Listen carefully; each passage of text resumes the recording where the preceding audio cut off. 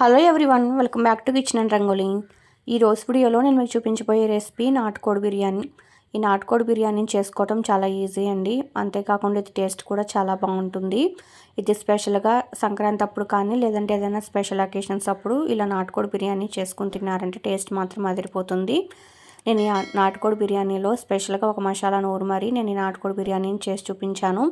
నేను చెప్పినట్లుగా ఇలా మసాలా నూరి ఇలా బిర్యానీ చేసుకున్నారంటే టేస్ట్ అనేది చాలా బాగుంటుంది. ఇది నాటుకోడి బిర్యానీలోకే కాదండి, ఆ మసాలా అనేది నార్మల్ బిర్యానీలోకైనా కూడా ఇలా చేసుకుని వేసుకున్నారంటే టేస్ట్ అనేది చాలా డిఫరెంట్గా చాలా బాగుంటుంది. ఇంకా లేట్ చేయకుండా రెసిపీ ప్రాసెస్ ఏంటనే చూసేయండి. మరి దీని ముందుగా ఇక్కడ ఒక మిక్సీ జార్ తీసుకున్న దాంట్లో 1 ఇంచ్ వరకు అల్లం వేసుకోండి. అలాగే ఒక 10 వెల్లుల్లిపాయ రెబ్బలు పైనుండే పొట్టంతా నీట్గా క్లీన్ చేసుకుని వేసుకోండి. దీంట్లోనే ఒక 2 ఎండు కొబ్బరి ముక్కలు చిన్న చిన్న వేసుకోండి. అలాగే 1 టీ స్పూన్ వరకు గసగసాలు, ఒక 5 జీడిపప్పు, 1 టీ స్పూన్ వరకు ధనియాలు, అలాగే కొంచెం చెక్క, ఒక 4 లవంగాలు వేసుకుని దీంట్లో అవసరమైతే కనుక కొంచెం కొంచెంగా వాటర్ పోసుకుంటూ చాలా ఫైన్ పేస్ట్ లాగా ఈ మసాలాను నూరుకుని పక్కన పెట్టుకోండి. ఇప్పుడు ముందుగా ఒక 1/2 కేజీ నాటుకోడి తీసుకుని దాన్ని ఇలా చికెన్ అనేది ఇలా నీట్గా కడుక్కొని పక్కన పెట్టుకోండి. ఇప్పుడు ముందుగా స్టవ్ వెలిగించి ఒక బాండీ పెట్టుకోండి.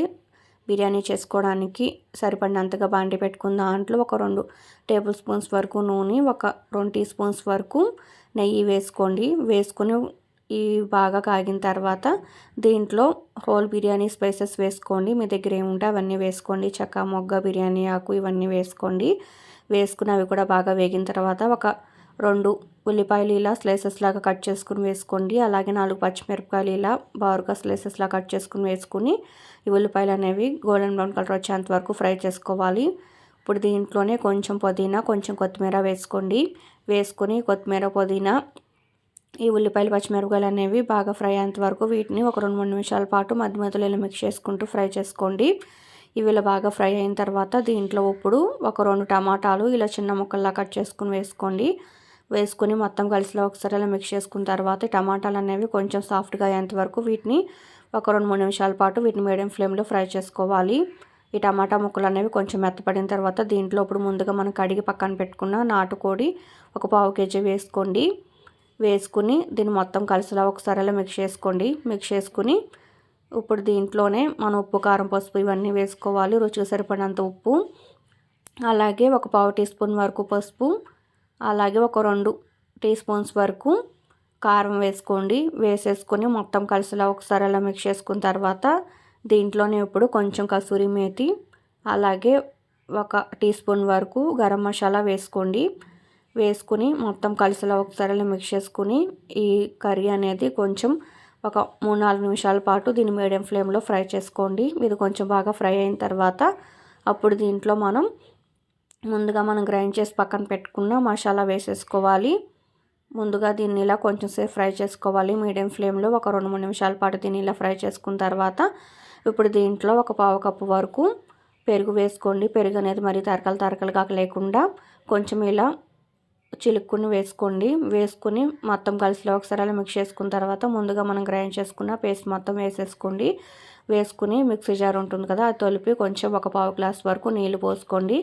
పోసుకుని మొత్తం కలిసిలో ఒకసారి ఇలా మిక్స్ చేసుకుని దీని మీద మూత పెట్టేసి ఈ చికెన్ అనేది బాగా కుక్ అయ్యేంత వరకు, ముక్క అనేది మెత్తగా అయ్యేంత వరకు కుక్ చేసుకోవాలి. ఇది నాటుకోడి కాబట్టి ఉడకడానికి టైం కొంచెం ఎక్కువగానే పడుతుంది. ఒక 20 నిమిషాల పాటు దీన్ని మీడియం ఫ్లేమ్లో మధ్య మధ్యలో మూత తీసి చూస్తూ కలుపుకుంటూ దీన్ని ఆయిల్ అనేది ఇలా సపరేట్ అయ్యి గ్రేవీ అనేది కొంచెం చిక్కబడి ఈ నాటుకోడి అనేది బాగా కుక్ అయ్యేంత వరకు, ముక్క అనేది సపరేట్ అయ్యేంత వరకు ఉడికించుకున్న తర్వాత దీంట్లో ఇప్పుడు ఒక 2.5 కప్పుల వరకు బాస్మతి రైస్ ఒక 30 నిమిషాల పాటు నానబెట్టి బాగా వాష్ చేసుకునేవి వేసుకోవాలి. బియ్యం వేసుకుని మొత్తం కలిసిలో ఒకసారి అలా మిక్స్ చేసుకున్న తర్వాత నేను ఇప్పుడు వీడియోలో చూపిస్తున్న ఈ కప్పుతోనే నేను రైస్ అనేది తీసుకున్నాను.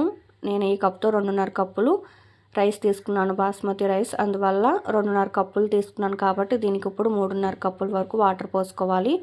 ముందుగా మనం ఈ చికెన్ ఉడికించుకునేటప్పుడు ఇంకొంచెం ఇది గ్రేవీ అనేది ఉంటుంది కాబట్టి ఈ బాస్మతి రైస్ 30 నిమిషాలు నానబెట్టాం కాబట్టి మనం 1 కప్పు రైస్కి 1.5 కప్పు వరకు వాటర్ పోసుకుంటే కరెక్ట్గా సరిపోతుంది. ఇంకా అంతకుమించి ఎక్కువ పోసారంటే కనుక ఇది మరీ మెత్తగా అయిపోతుంది. అందువల్ల 2.5 కప్పులు బియ్యంకి 3.5 కప్పుల వరకు వాటర్ పోసుకుంటే కరెక్ట్గా సరిపోయింది నాకైతే.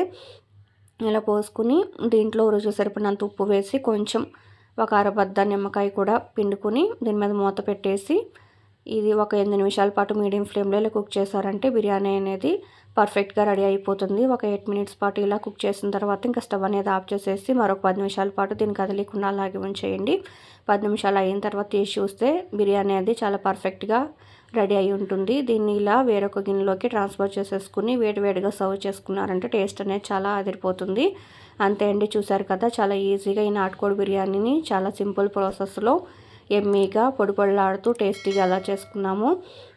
ఇది టేస్ట్ కూడా చాలా బాగా కుదిరిందండి. మీరు కూడా ఈసారి ఎప్పుడైనా నాటుకోడి బిర్యానీ చేసుకోవాలనుకున్నప్పుడు ఈ ప్రాసెస్లో ఒకసారి ఇలా ట్రై చేసి చూడండి. టేస్ట్ అనేది అదిరిపోతుంది. దీన్ని వేడివేడిగా రైతాతో కానీ లేదంటే నాటుకోడి కర్రీతో కానీ సర్వ్ చేశారంటే టేస్ట్ మాత్రం అదిరిపోతుంది.